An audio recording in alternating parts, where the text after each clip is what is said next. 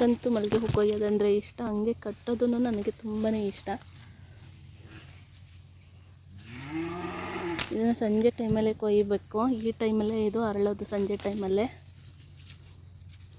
ಘಮ ಅಂತೂ ಆಹಾ ಕೊಯ್ತಾ ಇದ್ದರೆ ಗಮ್ಮನ್ನುತ್ತೆ ನೋಡಿ.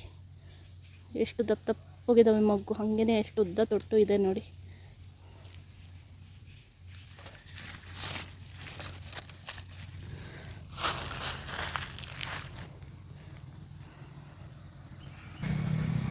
ನೋಡಿ ಅಲ್ಲೆಲ್ಲ ಇದೆ, ಎಲ್ಲ ಇದೆ. ಬೇಲಿಲ್ಲ ಐತೆ, ಮೇಲೆಲ್ಲ ಹೋಗೈತೆ, ಮರದ ಮೇಲೆಲ್ಲ ಹೋಗೈತೆ.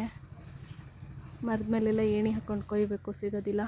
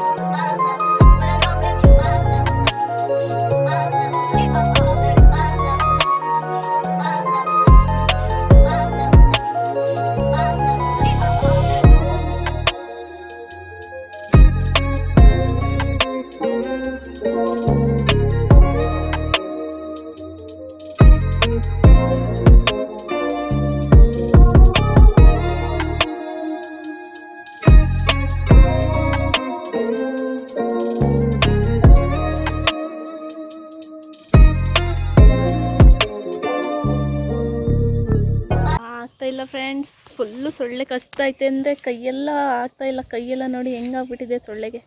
ಫುಲ್ಲು ಸೊಳ್ಳೆ ಕಚ್ತೈತೆ. Hi hello friends, welcome back to my channel. ನಾನು ನಿಮ್ಮ ಪ್ರೇಮಿಳಾ. ಫ್ರೆಂಡ್ಸ್, ಇವತ್ತು ಗೇರ್ ಬೀಜ ಕೊಯ್ಯಕ್ಕೆ ಬಂದಿದ್ವಿ. ಅದರಲ್ಲಿ ಒಂದು ಗೆಡ್ಡೆ ಕಾಣಿಸ್ತಾ ಇದೆ. ನೋಡೋಣ ಮಮ್ಮಿ, ಗೆಡ್ಡೆನ ಕಿತ್ತೆ ಇಲ್ಲ ಕೇಳಬೇಕಾಗಿತ್ತು ನವೆಂಬರ್ ಡಿಸೆಂಬರ್ ಟೈಮಲ್ಲಿ. ಬಿಟ್ಟೋ ಮಮ್ಮಿ. ಓ ಗೆಡ್ಡೆ ಮಮ್ಮಿ, ನೋಡಿಲ್ ಗೆಡ್ಡಿನ? ಹಾಂ, ಬಾಬಾ ಕಿಳಿಸ್ಬೋದಾಗಿತ್ತಲ್ಲ ಮರತಿ. ಈಗ ಕಿಳ್ಸಕ್ಕೆ ಬರಲ್ಲ ಅಲ್ಲ ಮಮ್ಮಿ? ಇಲ್ಲೊಂದು ಗೆಡ್ಡೆ ಬುಡ ಐತಿ ಅಂತ ಹೇಳಿ ನೋಡೇ ಇಲ್ಲ. ನೋಡಿದರೆ ಮೊದಲೇ ಕೇಳಿಸ್ಬೋದಿತ್ತು. ಇದನ್ನು ನವೆಂಬರ್ ಡಿಸೆಂಬರ್ ಟೈಮಲ್ಲೇ ಕೇಳಿಸ್ಬೇಕು. ಈ ಥರ ಗಿಡ ಹೊಂಟ್ಮೇಲೆ ಕೇಳಿಸೋಕ್ಕಾಗಲ್ಲ, ಎಲ್ಲ ಕೊಳ್ತೋಗಿರುತ್ತೆ. ನೋಡಿ ಈ ಥರ ಗಿಡ. ಫ್ರೆಂಡ್ಸ್, ಇದೇ ಗೆಡ್ಡಿ ಅಂತಾರಪ್ಪ ನಮ್ಮ ಕಡೆಗೆ. ನಿಮ್ಮ ಕಡೆಗೆ ಏನಂತಾರೋ ಅಂತ ಹೇಳಿ ಕಮೆಂಟ್ ಮಾಡಿರಿ. ಇದು ನೋಡೇ ಇಲ್ಲ ಗೆಡ್ಡಿನ. ಗಿಡ ಹುಟ್ಬೇಕಾಗ್ಬಿಟ್ಟತ್ತೆ. ಇಲ್ಲ ಅಂದರೆ ಕೇಳ್ಬೋದಾಗಿತ್ತು. ಈ ಗೆಡ್ಡೆ ಸಾಂಬಾರು ಮಾಡ್ಬೋದು, ಕುಚ್ಗಿಂದ ಹಂಗೆ ಬೇಯಿಸ್ಕಿಂದು ತಿನ್ಬೋದು, ಪಲ್ಯ ಮಾಡ್ಬೋದು. ಗಿಡ ಹುಟ್ಬಿಟ್ಟತ್ತೆ. ನೋಡಲೇ ಇಲ್ಲ. ಒಂದು ಮಳೆ ಬಂತು ಅಂದರೆ ಗಿಡ ಹುಟ್ಬಿಡ್ತವೆ ಇವು. ಅಡಿಗೆ ಎಷ್ಟು ದೊಡ್ಡಕ್ಕಿರ್ತೈತೆ ಅಂದರೆ ಸಿಕ್ಕಾಪಟ್ಟೆ ದೊಡ್ಡ ಇರ್ತೈತೆ. ಈಗ ಕೀಳೋಕ್ಕಾಗಲ್ಲ ಇದನ್ನು. ಇದು ಗಿಡ ಹುಟ್ಟೋಕ್ಕಿಂತ ಮೊದಲೇ ಕೇಳಬೇಕಾಗಿತ್ತು. ಮೇಲೆ ಅಷ್ಟೇ ಈ ಥರ ಕಾಣಿಸ್ತೈತೆ, ಕೆಳಗೆಲ್ಲ ಕೊಳ್ತೋಗಿರ್ತೈತೆ. ನೋಡೇ ಇಲ್ಲ. ನೋಡಿದರೆ ಕೀಳ್ಬೋದಾಗಿತ್ತು, ಕೀಳಿಸ್ಬೋದಿತ್ತು. ಮಿಸ್ ಆಗಿಬಿಟ್ಟೈತೆ. ಇದನ್ನು ನೆಕ್ಸ್ಟ್ ಇಯರೇ ಕೇಳಿಸ್ಬೇಕು. ಇದು ಬಳ್ಳಿಯಾಗೂ ಕಾಯಿ ತುಂಬ ಅಂದರೆ ತುಂಬ 10 kg 15-20 kg ಅಷ್ಟು ದೊಡ್ಡ ಇರುತ್ತೆ ಗೆಡ್ಡೆ. ಅಷ್ಟು ದೊಡ್ಡಕ್ಕಿರ್ತೈತಿ. ಗೆಡ್ಡೆನ ಬೇಯಿಸಿ ಸಕ್ಕರೆ ಹಾಲು ಹಾಕ್ಕೊಂಡು ತಿಂತಾಯಿದ್ರೆ ತಿಂತಾನೆ ಇರಬೇಕು ಅನಿಸುತ್ತೆ. ಹಂಗೇ ಸಾಂಬಾರು ಮಾಡ್ಬೋದು ಈ ಗೆಡ್ಡೆಲಿ, ಪಲ್ಯ ಮಾಡ್ಬೋದು, ಮತ್ತೆ ಮಾಡ್ಬೋದು.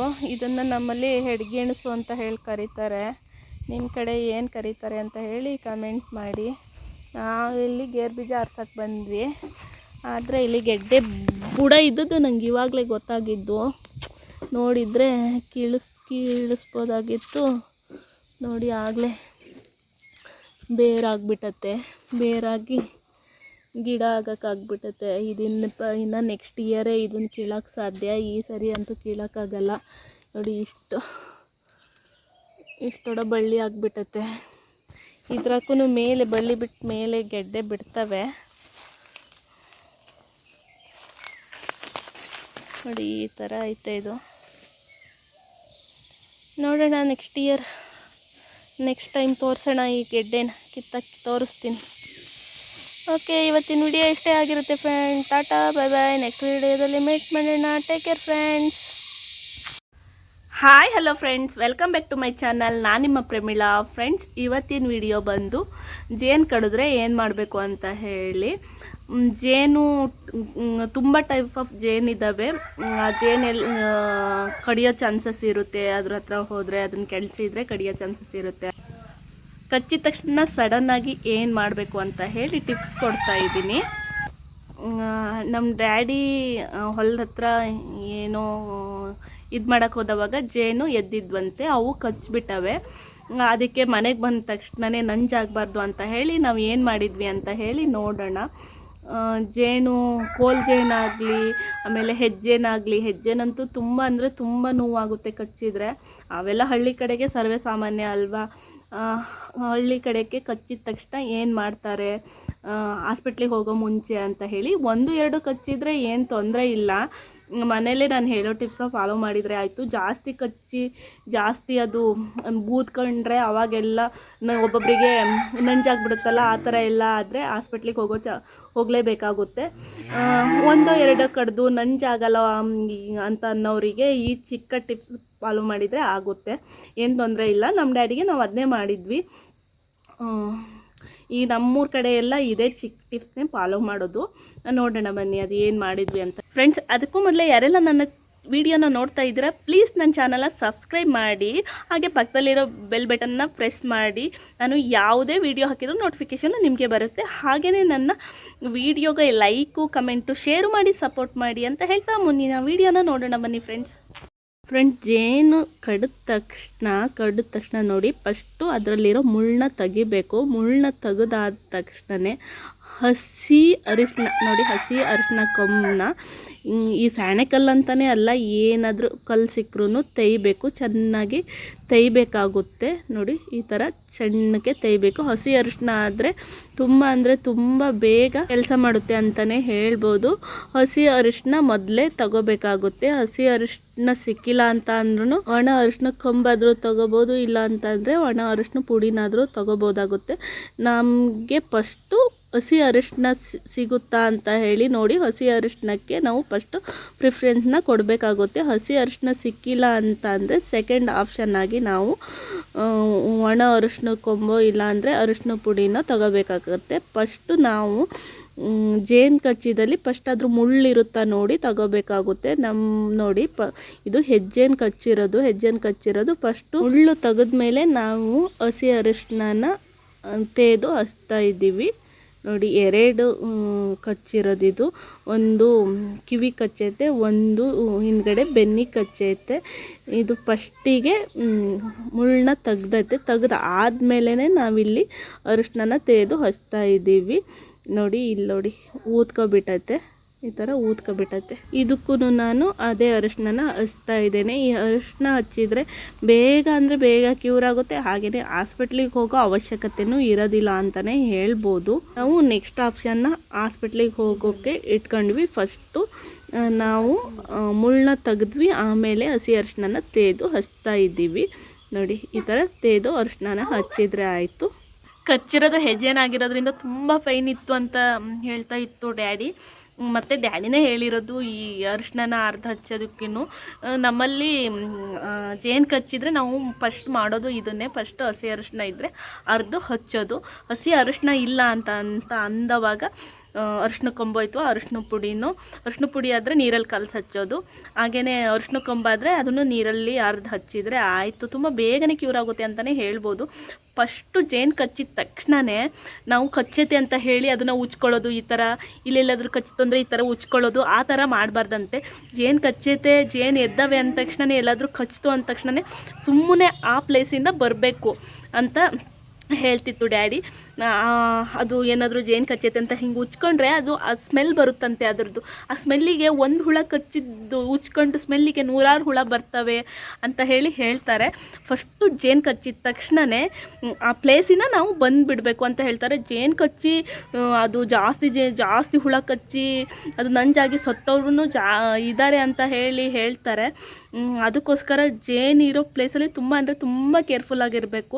ಈ ಹಳ್ಳಿ ಕಡೆ ಅಂತೂ ಹೊಲಕ್ಕೆ ಹೋಗ್ತಾರಲ್ಲ, ಅದು ಇದು ಕೆಲಸ ಮಾಡುವಾಗ ಜೇನು ಹೇಳುತ್ತೆ, ಅವಾಗಂತೂ ತುಂಬ ಕೇರ್ಫುಲ್ಲಾಗಿರಬೇಕು. ಆ ಪ್ಲೇಸಿಂದ ಬರಬೇಕು, ಬಿಟ್ಟರೆ ಏನು ನೆಕ್ಸ್ಟ್ ಆಪ್ಷನ್ ಇರೋದಿಲ್ಲ. ಹೆಜ್ಜೆನಾಗ್ಬಿಟ್ರಂತೂ ತುಂಬ ಅಂದರೆ ತುಂಬ ಕಷ್ಟ. ನಮ್ಮ ಡ್ಯಾಡಿ ಕಚ್ಚಿರೋ ಹೆಜ್ಜೆನೇ ಬಂದ ತಕ್ಷಣವೇ ನಾವು ಈ ಚಿಕ್ಕ ಟಿಪ್ಸ್ನ ಫಾಲೋ ಮಾಡಿದ್ವಿ. ನಮ್ಮ ಡ್ಯಾಡಿಗೆ ಅದು ಕ್ಯೂರ್ ಆಗಿದೆ. ಹಾಸ್ಪಿಟ್ಲಿಗೆ ಏನು ಹೋಗಲಿಲ್ಲ. ಸುಮಾರು ಜನರಿಗೆ ಕಚ್ಚಿತ್ತಂತೆ. ಅವರೆಲ್ಲ ಇದೇ ಟಿಪ್ಸ್ನೇ ಫಾಲೋ ಮಾಡಿರ್ತಾರೆ. ಅವರಿಗೆಲ್ಲ ಕ್ಯೂರ್ ಆಗಿದೆ. ಯಾರೂ ಹಾಸ್ಪಿಟ್ಲಿಗೆ ಹೋಗಿಲ್ಲ. ಹಾಸ್ಪಿಟ್ಲಿಗೆ ಜಾಸ್ತಿ ಆದರೆ ಹಾಸ್ಪಿಟ್ಲಿಗೆ ಹೋಗಬೇಕು. ಅದೇ ಬಂದ ತಕ್ಷಣವೇ ನಾವು ಮನೇಲಿ ಮಾಡ್ಕೋಬೇಕಾಗಿರೋದು ಇದೊಂದು ಚಿಕ್ಕ ಟಿಪ್ಸ್ನ ಫಾಲೋ ಮಾಡಿದರೆ ಸಾಕಾಗುತ್ತೆ ಅಂತ ಹೇಳ್ತಾ ಇವತ್ತಿನ ವೀಡಿಯೋನ ಮುಗಿಸ್ತಾ ಇದ್ದೀನಿ. ಟಾಟಾ ಬಾಯ್ ಬಾಯ್. ನೆಕ್ಸ್ಟ್ ವೀಡಿಯೋದಲ್ಲಿ ಮೀಟ್ ಮಾಡೋಣ ಫ್ರೆಂಡ್. Take care.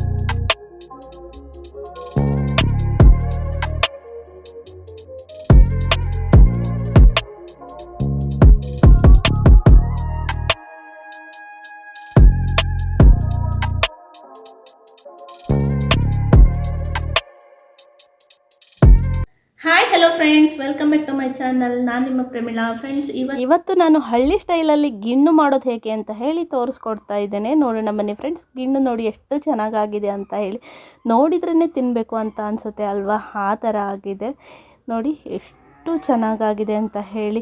ಕಡುಬು ರೊಟ್ಟಿಗಂತೂ ಹೇಳಿ ಮಾಡಿಸಿದ್ದು ಅಂತಲೇ ಹೇಳ್ಬೋದು. ಕಡುಬು ರೊಟ್ಟಿಗೆ ಹೇಳಿ ಮಾಡಿಸಿರೋ ಕಾಂಬಿನೇಷನ್ನು ಬರೀ ಬಾಯಲ್ಲೂ ತಿನ್ಬೋದು, ತುಂಬ ಚೆನ್ನಾಗಿರುತ್ತೆ. ಈ ಪ್ರೊಸೆಸ್ಸಲ್ಲಿ ನೀವು ಗಿಣ್ಣನ್ನು ಮಾಡಿ ತಿಂದರೆ ಮತ್ತೆ ಮತ್ತೆ ಮಾಡಿ ತಿಂತೀರಾ. ನೋಡಿ ಎಷ್ಟು ಚೆನ್ನಾಗಿದೆ ಅಂತ ಹೇಳಿ, ತುಂಬ ಅಂದರೆ ತುಂಬ ಚೆನ್ನಾಗಿರುತ್ತೆ ಫ್ರೆಂಡ್ಸ್. ಈ ಥರ ಪ್ರೊಸೆಸ್ಸಲ್ಲಿ ಗಿಣ್ಣು ಮಾಡೋದು ಫ್ರೆಂಡ್ಸ್. 1.5 ಲೀಟ್ರ್ಗಿಂತ ಜಾಸ್ತಿ ಇದೆ ಗಿಣ್ಣು ಹಾಲು. ಇದು ಹಸಿನ ಗಿಣ್ಣು ಹಾಲು, ಇದು ಫ್ರೆಶ್ ಇವಾಗಲೇ ಕರೆದಿರೋ ಹಾಲು ಫ್ರೆಂಡ್ಸ್. ಇದಕ್ಕೆ ನಾನು ನೋಡಿ 2 ಅಚ್ಚು ಬೆಲ್ಲನ ತಗೊಳ್ತಾ ಇದ್ದೀನಿ. ಇದು ಅರ್ಧ kg ಬೆಲ್ಲ. ಯಾವ ಥರ ಬೆಲ್ಲ ಆದರೂ ತಗೋಬೋದು. ನಾನಿಲ್ಲಿ ಅಚ್ಚು ಬೆಲ್ಲನ ತಗೊತಾ ಇದ್ದೇನೆ. ಹಾಗೆ ನೋಡಿ, ಇದು ಗಿಣ್ಣು ಹಾಲು, ಫ್ರೆಶ್ ಗಿಣ್ಣು ಹಾಲು ಅಂತಲೇ ಹೇಳ್ಬೋದು. ಆಕಳು ಹಾಲು ಎಮ್ಮೆ ಹಾಲ್ಗಿಂತ ಸ್ವಲ್ಪ ತೆಳುವಾಗಿರುತ್ತೆ. ಎಮ್ಮೆ ಹಾಲಾದರೆ ತುಂಬ ಗಟ್ಟಿಯಾಗಿರುತ್ತೆ, ತುಂಬ ಚೆನ್ನಾಗೂ ಇರುತ್ತೆ ಅಂತಲೇ ಹೇಳ್ಬೋದು. ನೋಡಿ ಫ್ರೆಂಡ್ಸ್, ನಾನು ಬೆಲ್ಲನ ಚಿಕ್ಕದಾಗಿ ಕಟ್ ಮಾಡ್ಕೊಂಡಿದ್ದೀನಿ. ಕಟ್ ಮಾಡಿಕೊಂಡು ಹಾಲಿಗೆ ಹಾಕ್ತಾ ಇದ್ದೀನಿ. ಎಷ್ಟು ಚಿಕ್ಕ ಸಾಧ್ಯನೋ ಅಷ್ಟು ಚಿಕ್ಕಕ್ಕೆ ನಾವು ಇಲ್ಲಿ ಬೆಲ್ಲನ ಕಟ್ ಮಾಡ್ಕೋಬೇಕಾಗುತ್ತೆ. ಯಾಕೆಂದರೆ ಬೆಲ್ಲ ಕಾಯಬೇಕಲ್ವ, ತುಂಬ ಟೈಮ್ ತಗೊಳುತ್ತೆ. ಅದಕ್ಕೋಸ್ಕರ ನಾನು ಬೆಲ್ಲನ ಚಿಕ್ಕದಾಗಿ ಕಟ್ ಮಾಡ್ಕೊತಾ ಇದ್ದೇನೆ. ಬೆಲ್ಲನ ನೀರಿಗೆ ಹಾಕಿ ಕಾಸ್ಕೋಬೋದು ಫ್ರೆಂಡ್ಸ್. ಅದು ನೀರು ಹಾಕ್ತೀವಲ್ಲ, ಅದು ಜಾಸ್ತಿ ಆಗೋಗ್ಬಿಡುತ್ತೆ, ನೀರೇ ಜಾಸ್ತಿ ಆಗೋಗ್ಬಿಡುತ್ತೆ. ಅದಕ್ಕೋಸ್ಕರ ನಾನಿಲ್ಲಿ ಚಿಕ್ಕದಾಗಿ ಬೆಲ್ಲ ಕಟ್ ಮಾಡಿಕೊಂಡು ಹಾಕ್ಕೊಳ್ತಾ ಇದ್ದೇನೆ. ಹಾಕ್ಕೊಂಡು ಹಾಲನ್ನ ನಾನಿಲ್ಲಿ ಅರ್ಧ ಗಂಟೆಯಿಂದ 3/4 ಗಂಟೆವರೆಗೂ ಫುಲ್ಲು ಬೆಲ್ಲ ಕರಗೋದಕ್ಕೆ ಬಿಡ್ತೀನಿ. ಬೆಲ್ಲ ಕರಗಬೇಕು, ಆಮೇಲೆ ನಾನಿಲ್ಲಿ ಸೋಸ್ತೀನಿ. 2 ಒಂದೇ ಸರಿ ಆಗುತ್ತೆ ಅಂತ ಹೇಳಿ ಹಾಲನ್ನ ಮಾಮೂಲಾಗಿ ಸೋಸ್ತೀವಿ, ಕೂದಲಿರುತ್ತೆ ಅಂತ ಹೇಳಿ. ನಾನಿಲ್ಲಿ ಬೆಲ್ಲ ಹಾಕಿ ಅರ್ಧ ಗಂಟೆನ 3/4 ಗಂಟೆವರೆಗೂ ಬಿಟ್ಟು ನಾನಿಲ್ಲಿ ಸೋಸ್ತಾ ಇದ್ದೇನೆ. ಯಾಕೆಂದರೆ ಬೆಲ್ಲದಲ್ಲಿ ಕಲ್ಲಿರೋ ಚಾನ್ಸಸ್ ಇರುತ್ತೆ. ಅದಕ್ಕೋಸ್ಕರ ಡೈರೆಕ್ಟಾಗಿ ಬೆಲ್ಲ ಹಾಕಿ ಹಾಗೆ ಕಾಯಿಸ್ಬಿಟ್ರೆ ಕಲ್ಲು ಸಿಗುತ್ತೆ ತಿನ್ನೋವಾಗ. ಅದಕ್ಕೋಸ್ಕರ ನಾನು ಒಲೆಯಲ್ಲಿ ಮಾಡ್ತಾ ಇದ್ದೇನೆ. ನೋಡಿ, ಫುಲ್ ಕೆಂಡ ಆಗಿರಬೇಕು ಒಲೆಯಲ್ಲಿ. ನೋಡಿ, ಈ ಥರ ಕೆಂಡ ಆಗಿರಬೇಕು. ತುಂಬ ಅಂದರೆ ತುಂಬ ಚೆನ್ನಾಗಿ ಬರುತ್ತೆ ಈ ಥರ ಕೆಂಡದಲ್ಲಿ ಗಿಣ್ಣು ಮಾಡೋದು. ನೋಡಿ ಕೆಂಡ ನೋಡಿ ಯಾವ ಥರ ಇದೆ ಅಂತ ಹೇಳಿ. ನೋಡಿ, ಕೆಂಡದಲ್ಲಿ ನಾನು ಗಿಣ್ಣು ಮಾಡೋದಕ್ಕೆ ಇಡ್ತಾ ಇದ್ದೇನೆ. ನಾನಿಲ್ಲಿ ಏಲಕ್ಕಿ ಕಾಯಿನ ಚೆನ್ನಾಗಿ ಜಜ್ಕೊಂಡು ಹಾಕ್ಕೊತಾ ಇದ್ದೇನೆ. ಏಲಕ್ಕಿನ ಹಾಕಿದರೆ ತುಂಬ ಚೆನ್ನಾಗಿ ಬರುತ್ತೆ. ಏಲಕ್ಕಿ ಮತ್ತು ಡೈಜೆಷನ್ ಪವರ್ನು ಚೆನ್ನಾಗಿ ಮಾಡುತ್ತೆ ಅನ್ನೋ ಕಾರಣಕ್ಕೋಸ್ಕರ ಹಾಕ್ತಾರೆ ಎಲ್ಲ ಸ್ವೀಟ್ಸಿಗೂ. ನೋಡಿ, ನಾನು ಏಲಕ್ಕಿ ತಿನ್ನೋರು ಇಲ್ಲ ಅಂತಂದರೆ ಸ್ಕಿಪ್ ಮಾಡ್ಕೋಬೋದು. ಏಲಕ್ಕಿ ಹಾಕಿದ್ರಂತೂ ತುಂಬ ಚೆನ್ನಾಗಿ ಬರುತ್ತೆ. ಹಾಗೆಯೇ ನೋಡಿ, ನಾನಿಲ್ಲಿ ಒಂದು ಚಿಬ್ಲ ಮುಚ್ಚಿದ್ದೀನಿ. ಇದು ತಟ್ಟೆ ಮುಚ್ಬೋದಿತ್ತು, ತಟ್ಟೆ ಮುಚ್ಚಿದರೆ ಉಕ್ಕೋಗೋ ಚಾನ್ಸಸ್ ಇರುತ್ತೆ. ಉಕ್ಕೋದ್ರೆ ಗಿಣ್ಣು ಹಾಲು ಏನೂ ಇರೋದಿಲ್ಲ ಅದರೊಳಗೆ. ಅದಕ್ಕೋಸ್ಕರ ನಾನಲ್ಲಿ ಚಿಬ್ಲ ಮುಚ್ತಾ ಇದ್ದೇನೆ. ಚಿಬ್ಲ ಮುಚ್ಚೋದ್ರಿಂದ ಉಕ್ಕಲ್ಲ. ಯಾಕೆಂದರೆ ನೋಡಿ, ಚಿಬ್ಲ ಹೋಲು ಇರುತ್ತಲ್ಲ, ಅದಕ್ಕೋಸ್ಕರ. ಗಿಣ್ಣು ಕುದಿಯಕ್ಕೆ ಬಂದೈತೆ ನೋಡಿ. ಗ್ಯಾಸಲ್ಲಿ ಮಾಡೋದಾದರೆ ನಾವು ಸಣ್ಣ ಉರಿಲೇ ಮಾಡಬೇಕಾಗುತ್ತೆ. ನಾನಿಲ್ಲಿ ಒಲೆಯಲ್ಲಿ ಮಾಡೋದ್ರಿಂದ ಎಲ್ಲ ತೆಗ್ದಿದ್ದೀನಿ. ಫುಲ್ ಕಟ್ಟಿಗೆ ತೆಗ್ದಿದ್ದೀನಿ. ಕಟ್ಟಿಗೆ ತೆಗೆದು ಇಟ್ಟಿದ್ದೀನಿ. ಕಟ್ಟಿಗೆ ತೆಗೆದಿಟ್ಟು ಬರೀ ಕೆಂಡದಲ್ಲೇ ಮಾಡಬೇಕು. ಗಿಣ್ಣು ಈ ಥರ ಆಗುತ್ತೆ. ಇದು ಹಸುವಿನ ಹಾಲಾಗಿರೋದ್ರಿಂದ ಜಾಸ್ತಿ ನೀರು ಬಂದಿದೆ ಅಂತಲೇ ಹೇಳ್ಬೋದು. ಎಮ್ಮೆ ಹಾಲಲ್ಲಿ ಗಿಣ್ಣು ಮಾಡೋದು ತುಂಬ ಅಂದರೆ ತುಂಬ ಗಟ್ಟಿ ಬರುತ್ತೆ. ಅದರಲ್ಲೂ ಒಂದು first day, second day, third day ದಿನ ಗಿಣ್ಣು ಮಾಡಿದರೆ ತುಂಬ ಅಂದರೆ ತುಂಬ ಗಟ್ಟಿ ಬರುತ್ತೆ. ಸ್ವಲ್ಪನೂ ನೀರು ಬರಲ್ಲ. ನೋಡಿ, ಇದು ಮೇ ಬಿ ಒಂದು 5-6 ಡೇ ಆಗಿರ್ಬೋದು. ಅದರಲ್ಲೂ ಆಕಳ ಹಾಲಾಗಿರೋದ್ರಿಂದ ನೀರು ಬಂದಿದೆ. ಅದರಲ್ಲೂ ನೀರು ಬಿಟ್ಟು ಈ ಥರ ನೋಡಿ, ಈ ಥರ ಗಟ್ಟಿ ಇರುತ್ತೆ. ಅದನ್ನು ತಗೊಂಡು ರೊಟ್ಟಿಗೋ ಅಥವಾ ಕಡುಬಿಗೋ ಹಾಕ್ಕೊಂಡು ತಿಂದರೆ ತುಂಬ ಅಂದರೆ ತುಂಬ ಒಳ್ಳೆ ಕಾಂಬಿನೇಷನ್ ಅಂತಲೇ ಹೇಳ್ಬೋದು. ನಮ್ಮಲ್ಲೆಲ್ಲ ಕಡುಬೆ ಮಾಡೋದು ಜಾಸ್ತಿ ಇದಕ್ಕೆ, ಗಿಣ್ಣಕ್ಕೆ. ಕಡುಬು ಅಥವಾ ಅಕ್ಕಿ ರೊಟ್ಟಿ ಮಾಡ್ತೀವಿ. ಅಕ್ಕಿ ಕಡುಬು ಅಥವಾ ಅಕ್ಕಿ ರೊಟ್ಟಿ ತುಂಬ ಒಳ್ಳೆ ಕಾಂಬಿನೇಷನ್ ಅಂತಲೇ ಹೇಳ್ಬೋದು. ಫ್ರೆಂಡ್ಸ್, ಈ ವಿಡಿಯೋ ಯಾರಿಗೆಲ್ಲ ಇಷ್ಟ ಆಯಿತು ನನ್ನ ಚಾನಲ್ನ ಸಬ್ಸ್ಕ್ರೈಬ್ ಮಾಡಿ, ಲೈಕು ಕಮೆಂಟು ಶೇರ್ ಮಾಡಿ ಸಪೋರ್ಟ್ ಮಾಡಿ ಅಂತ ಹೇಳ್ತಾ ಇವತ್ತಿನ ವಿಡಿಯೋನ ಮುಗಿಸ್ತೇನೆ. ನೆಕ್ಸ್ಟ್ ವಿಡಿಯೋದಲ್ಲಿ ಫ್ರೆಂಡ್ಸ್ ನಿಮಗೆ ಟೈಪ್ ಆಫ್ ಗಿಣ್ಣ ಮಾಡೋದು ಹೇಗೆ ಅಂತ ಹೇಳಿ ತೋರಿಸ್ಕೊಡ್ತೀನಿ. ನಮ್ಮಲ್ಲಿ ಈ ಥರ ಗಿಣ್ಣ ಮಾಡ್ತೀವಿ, ಹಾಗೆಯೇ ಅಕ್ಕಿ ಹಾಕಿ ಗಿಣ್ಣ ಮಾಡ್ತೀವಿ. ಬಟ್ಲು ಗಿಣ್ಣ ಮಾಡೋದು ಹೇಗೆ ಅಂತಲೂ ತೋರಿಸ್ಕೊಡ್ತೀನಿ ನೆಕ್ಸ್ಟ್ ವಿಡಿಯೋದಲ್ಲಿ.